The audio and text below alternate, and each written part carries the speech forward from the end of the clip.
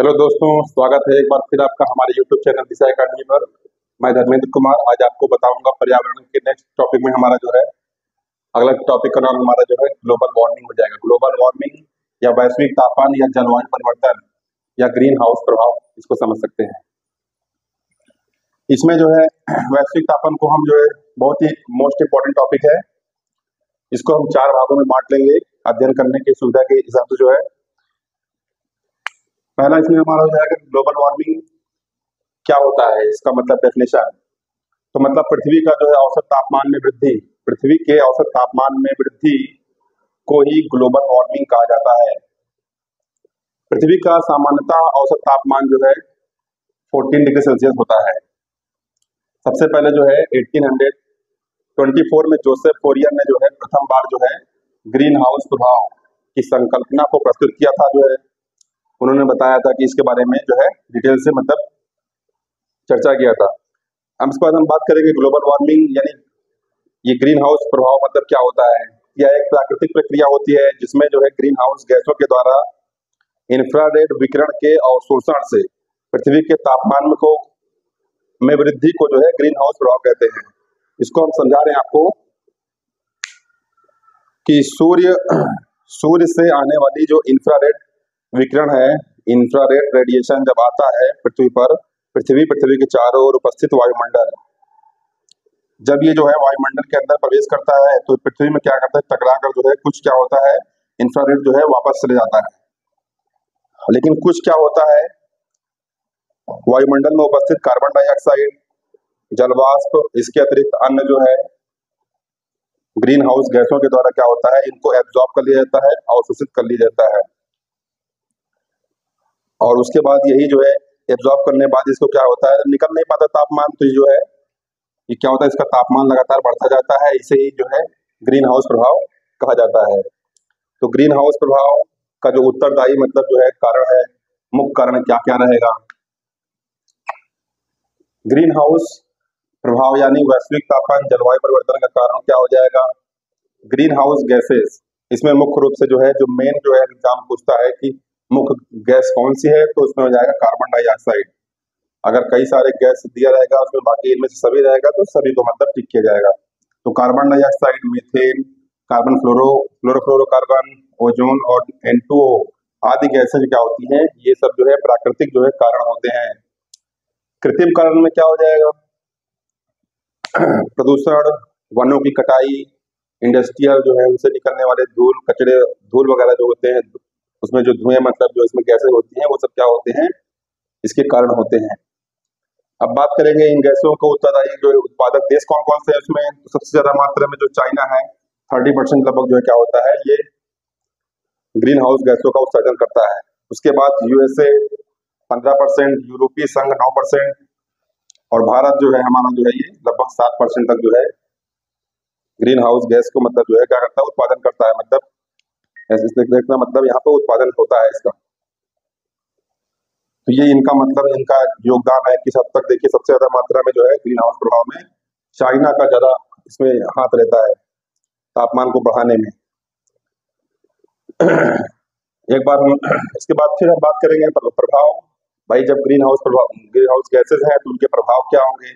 प्रभाव कुछ world wide होगा, मतलब पृथ्वी पर जो है, और कुछ क्या होगा मनुष्य पर होगा। तो पृथ्वी पर क्या क्या होंगे, वैश्विक तापमान से मतलब जो है एक तो औसत तापमान में वृद्धि हो जाएगा। औसत तापमान में वृद्धि होने के बाद फिर जो है जलवायु में परिवर्तन हो जाएगा। जलवायु में परिवर्तन, जहाँ वर्षा होती है वहां वर्षा नहीं होगी, जहाँ वर्षा नहीं होती है वहां वर्षा होगी, मतलब कि असामान्यताएं आ जाएंगी। इसके बाद फिर जो है ग्लेशियर का पिघलना, जो बड़े बड़े जो है ग्लेशियर है वो क्या होते हैं, पिघल रहे हैं लगातार। उनके पिघलने से, ग्लेशियर के पिघलने से जो है जो जल होगा नदियों द्वारा जो है विभिन्न माध्यम से क्या होता है, वो जो है आकर जो है समुद्र का स्तर जो है उसमें फिर बढ़ेगा। समुद्र का स्तर बढ़ने से जो द्वीप वाले जो क्षेत्र है, द्वीप वाले देश हैं, समुद्र के तटीय वाले क्षेत्र वाले जो देश है वो क्या होंगे, उसमें डूब जाएंगे। तो जो उपजाऊ जमीन है वो भी डूब जाएगी। तो उसमें क्या हो जाएगा, मतलब मनुष्य पे संकट उत्पन्न हो जाएगा। तो मतलब समुद्र का लेवल बढ़ जाएगा और मतलब कि लोगों को रहने के लिए समस्या हो जाएगी। जैव विविधता होगी उसमें भी मतलब जो है वो भी लगभग नष्ट हो जाएगी, खत्म हो जाएगी, उसमें भी कमी देखने को मिलेगी। तो ये सब जो है प्रभाव पड़ेंगे जो है पृथ्वी पर। इसके बाद मनुष्य पर क्या हो जाएंगे, तापमान बढ़ेगा तो विभिन्न प्रकार के रोग जो है उत्पन्न होते हैं, तो वो रोग हो जाएंगे, उसमें जो है भुखमरी हो जाएगा। भाई जब आपका जो है समुद्र लेवल बढ़ेगा तो जब उपयोगी जो है जो भूमि है वो क्या होगी, उसमें डूब जाएगी। तो उससे क्या हो गया, मतलब कि अन्य भी मतलब जो खाद्यान्न है उनका उत्पादन कम होगा, उत्पादन कम होने से जो है भुखमरी, आवास का भी नष्ट होना, आवास भी नहीं रहेगा, कृषि में भी समस्या हो जाएगी, कृषि जो भूमि नष्ट हो जाएगी। इसके अतिरिक्त जो है सूखा और जो है बाढ़ इत्यादि जो है इस प्रकार की जो है मतलब मनुष्यों पर इस प्रकार की समस्याओं का झेलना पड़ेगा। मतलब प्रभाव में ये हो जाएगा। इसके बाद हम उपाय क्या क्या प्रयास किए जा रहे हैं, उपाय क्या किए गए हैं, तो इसमें मुख्य रूप से जो है इम्पोर्टेंट है आपका जो 1972 ईस्वी में स्टॉकहोम सम्मेलन स्वीडन में हुआ है। ये जो है मुख्य रूप से इसका मतलब जो फोकस था पर्यावरण संरक्षण पर था। इसके बाद दूसरा हमारा हो जाएगा 1992, 20 वर्ष बाद जो है रियो सम्मेलन जो है ब्राजील में संपन्न हुआ। ये भी जो है पृथ्वी सम्मेलन के रूप में जाना जाता है। इसके बाद जो है हमारा जो है 1997 में जो है क्योटो प्रोटोकॉल, ये जो है जापान में संपन्न हुआ।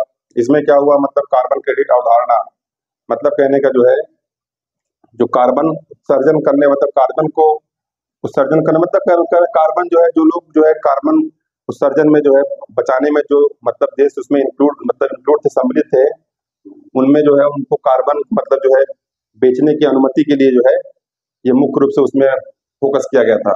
तो क्रेडिट जो है कार्बन क्रेडिट जो अवधारणा उससे संबंधित है कि भाई जो विकसित देश है जो है वो उनको कार्बन कोई चीज बेचना है, कोयला वगैरह इत्यादि उनके जो है आयात निर्यात में जो है ये कार्य करने के लिए जो है इसमें मतलब हुआ था।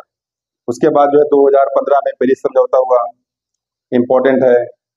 उसके बाद से स्टार्ट हुआ जो है कॉप 21, इससे चलता हुआ जो है ये सफर जो है हमारा 25 तक जो है ये चला। इसके बाद इम्पोर्टेंट इसमें क्या है, इसमें एक तो हो जाएगा अर्थ ओवरशूट डे और जो है अर्थ आवर क्या होता है, इम्पोर्टेंट ये भी। ये अर्थ ओवरशूट डे क्या होता है, या वह दिन जिस दिन पूरे वर्ष का संसाधन उपयोग कर लिया जाता है, उसी दिन को जो है अर्थ ओवरशूट डे के रूप में मनाया जाता है। 1970 ईस्वी में जो है ये 30 दिसंबर को मनाया गया था।